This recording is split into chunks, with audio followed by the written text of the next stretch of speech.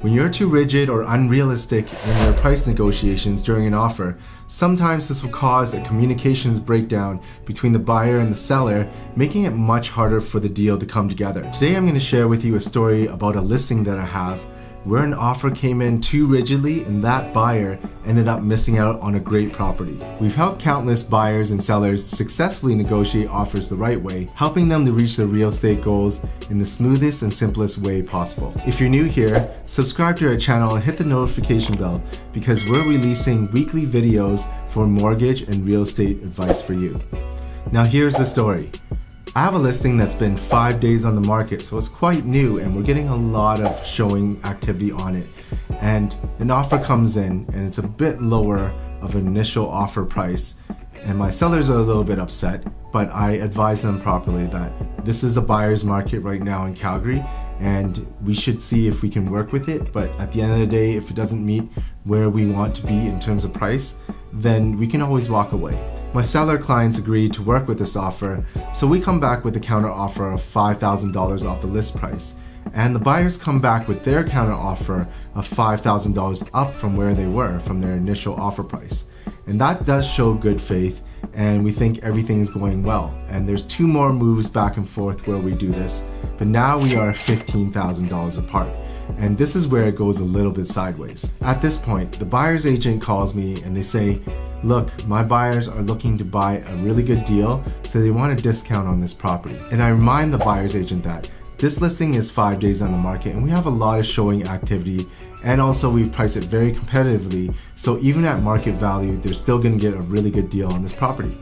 So I tell the agent to come back with the counter offer and we'll see if we can come to an agreement. This is where the buyers dig in and stand too firmly.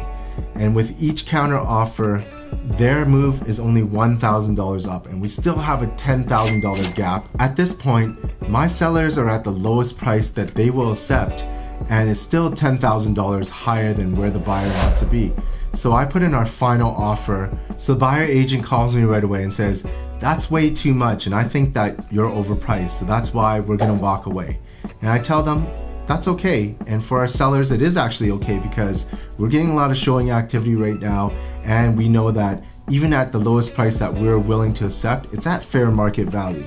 So we let them walk away and the offer expires. Over the next 2 days, the buyers are still coming back to us, each time coming up a little bit and closing up to that $10,000 gap that we had up to our final and best price. Now, they finally actually begrudgingly make it there. Now through this back and forth drawn out experience, it's forced my sellers to really consider all their options carefully. So my clients and I sit down and we have a discussion about what is going to be the best option for them. And because my clients have very good equity position in the property, as well as the location offering a really good rental rate, I advise them to actually take the listing off and to rent the property out. And so that's what we do. A couple of days go by and the buyer's agent calls me again and now they're offering more than what we asked for originally. My sellers have already decided that the best case for them was to rent out the property, which I agree with. And now that property is no longer for sale, so we have to decline that offer. So why am I telling you this story? The lesson to be learned here is that real estate negotiations should be done in good faith and usually only work out when there's a win-win situation for both parties.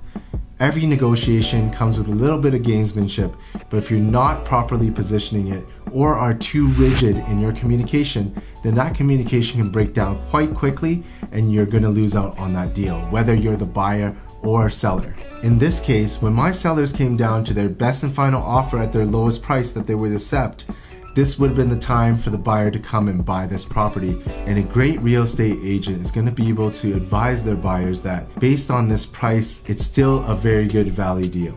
Be careful of the timing when you choose to use a take it or leave it stance. This almost never works when the gap is too big and buyers and sellers cannot see the light at the end of the tunnel where they can actually agree. Tip 2 is don't get lost in the game.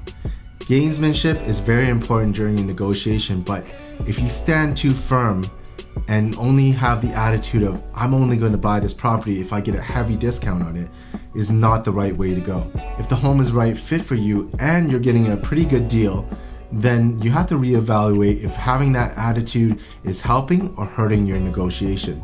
Another tip is keep emotions out of it. Real estate negotiations can get heated and you don't want to make a hasty decision that you can't take back later. So take a step back and look at the big picture and be as objective as you can as much as possible.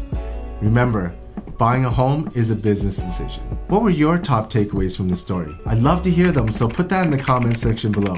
And if you found this video valuable, hit that like and share button. And if you haven't done so already, subscribe to our channel and hit the notification bell because we have new videos coming to you weekly. My name is Jasmine Lai with the LiveInnerCity Real Estate team, helping you keep real estate simple. We'll see you next time.